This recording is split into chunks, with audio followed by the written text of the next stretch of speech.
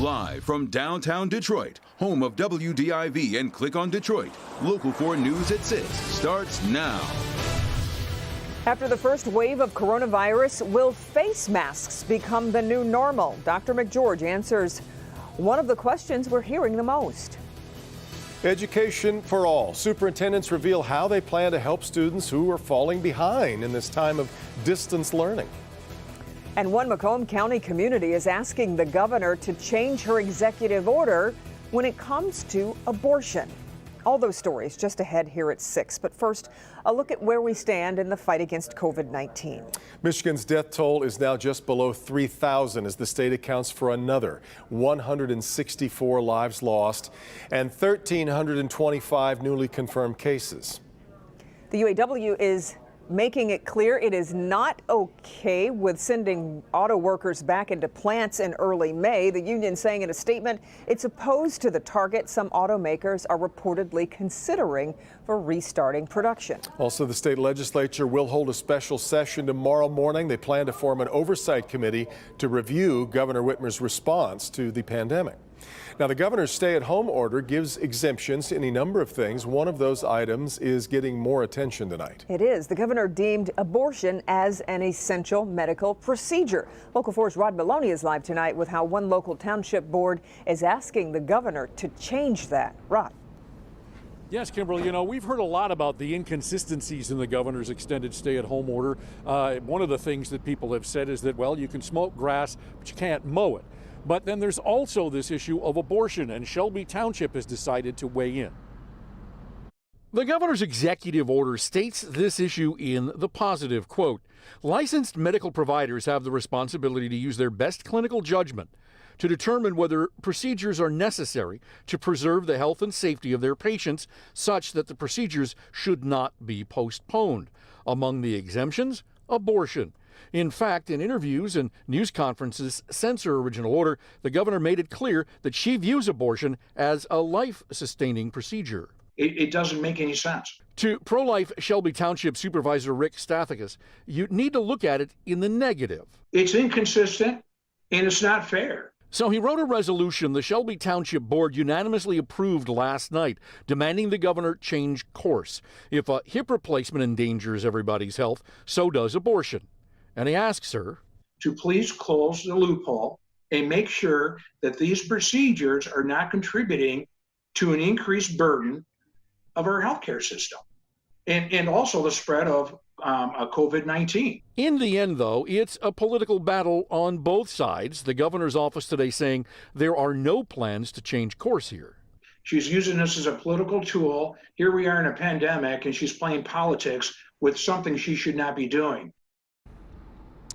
Now, Stathakis is telling us essentially that he knows that the resolution is non-binding, but he's reached out to the governor, wants her to respond. He hasn't heard from anybody in the governor's office yet, but he says he's going to continue undeterred. He says he's going to try and get other townships in the area to do the same thing that its township board did last night. Reporting live, Rod Maloney, Local 4. Keep us posted on what happens, Rod. Thank you.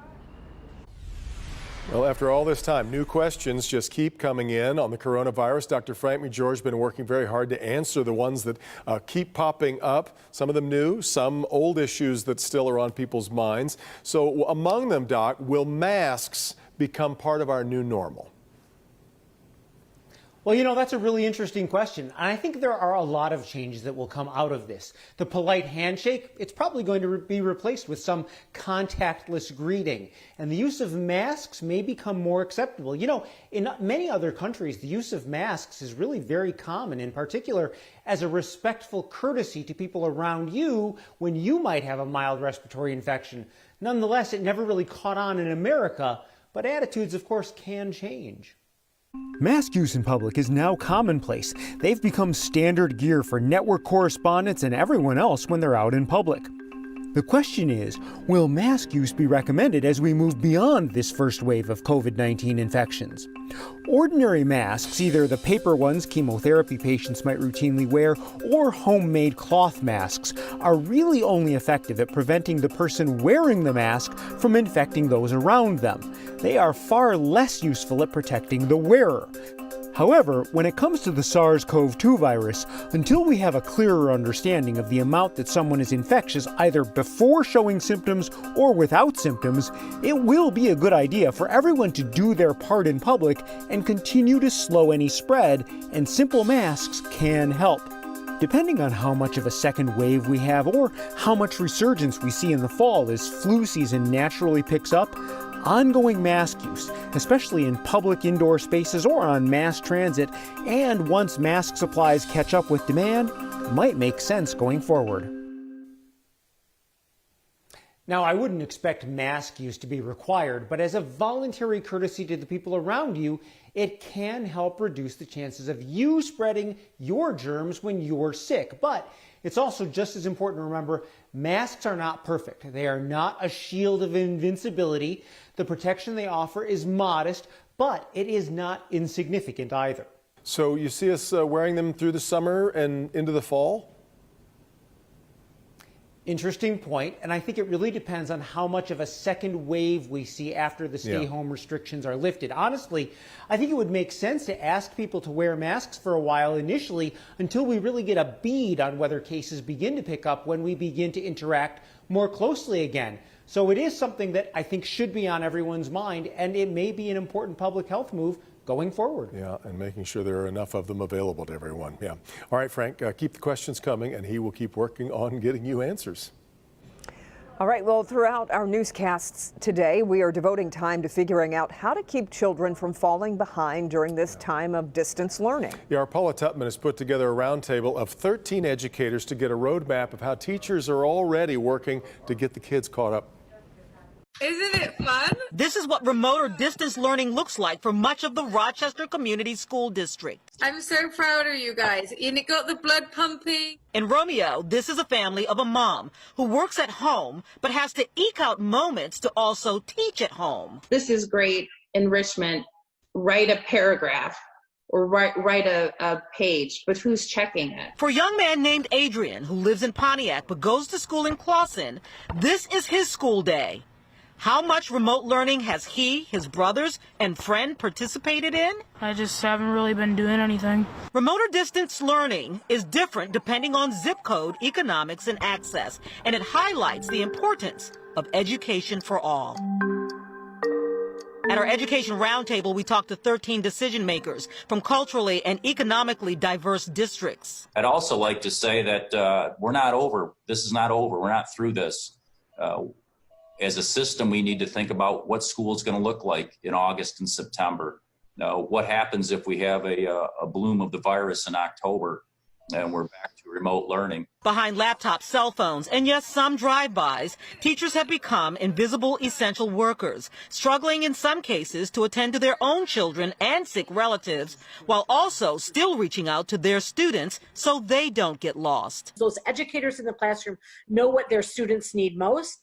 They understand the struggles and the successes of those students in the classroom, and that's imperative. It is taxing teachers even more, which means tax dollars will need to work for teachers even more in the fall when they are tasked with finding lost students and bringing them back and catching them up. They struggle every day to try to figure out how to maintain that connection, whether it's, they'll organize what we have in our district, our Feedback Fridays, where our teachers are going to reach out to our students, especially those students who aren't connecting. Are you tracking the students you're not reaching? We started our plan just last Friday, and every teacher made a connection with their students.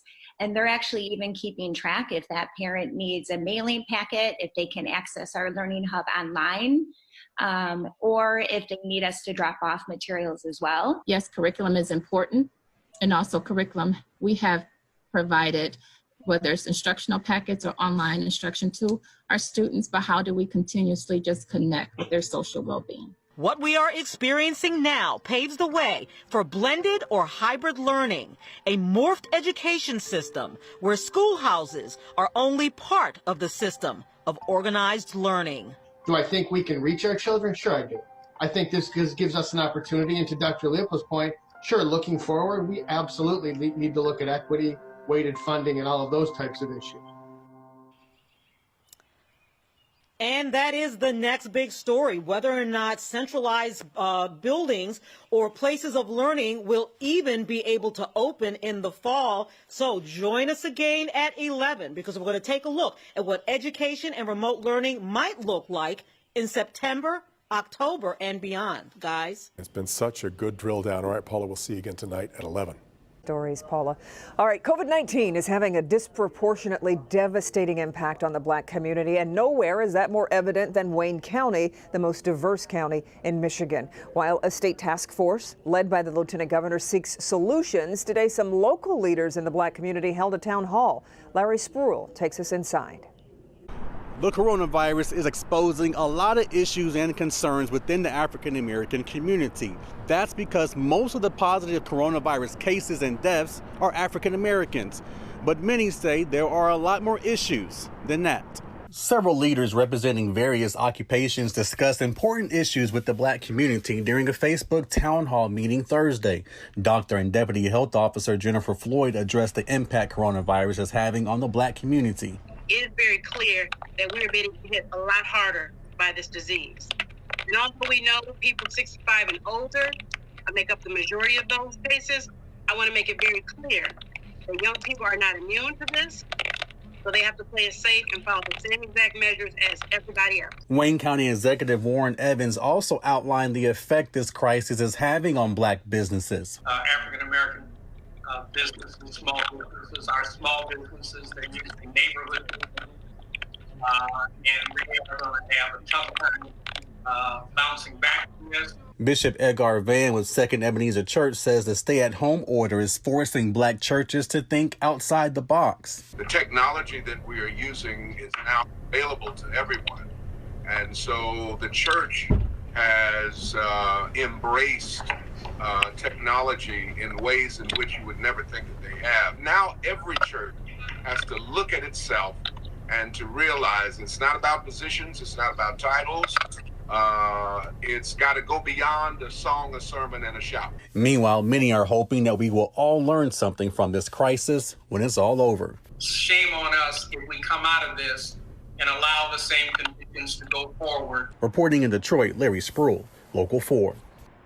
All right, Larry. President Trump and his coronavirus task force are holding their daily briefing right now. We're streaming it at clickondetroit.com with House members expected to pass a nearly $500 billion emergency aid package. The president says he is anxious to get the money to small business. At a time when many Americans are enduring significant economic challenges, this bill will help small businesses to keep millions of workers on the payroll. You see states are starting to open up now, and it's very exciting to see. I think it's very awe-inspiring. We're coming out of it, and we're coming out of it well. And I'm very happy. Again, streaming right now at clickondetroit.com, and more on the task force ahead at 6:30 on NBC Nightly News with Lester Holt, which you'll see right here. All right, well, let's check in with Ben. Maybe the sun is just practicing some extreme social distancing from all of us here in Southeast Michigan, Ben. It definitely is, but not so much tomorrow, Kim. We will get to see the sun, and the worst of our winter-esque chill is behind us. Find out where the numbers go from here next. And with the number 3 pick, the Detroit Lions select, well, we don't know yet, but I have a 6-year-old in Pontiac that has some ideas. His draft analysis next on Local 4.